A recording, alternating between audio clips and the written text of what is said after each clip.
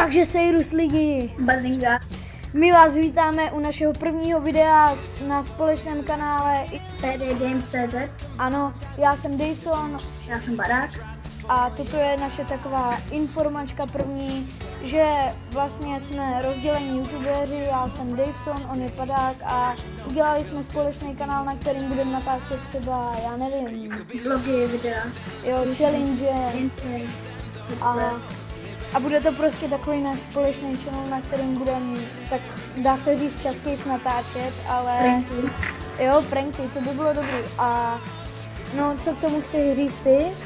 No, tak já chci říct, že no proč jsme se spolu spojili, protože hrajeme fotbal oba dva a nemáme na to moc času, tak abyste třeba nenudili doma a mohli se koukat na videa, který vydáme.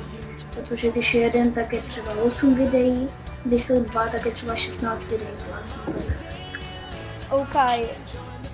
Takže jenom toto je taková kratičká informačka, nebojte, je to informačka spolehlivá, že jsme si prostě smíšli dva channely do jednoho, nebo pořád budeme natáčet na ty svoje samostatné channely, ale prostě toto je náš společný, na který budeme hodně často, dá se říct, natáčet. A to už je asi konec, toto bylo jenom takový jako kdyby uvítání toho channelu, nebo jak bych to řekl. No, uvítací video. Uvítací video a já nemám co dodat, takže já se s vámi loučím a Sejrus. Bazinga.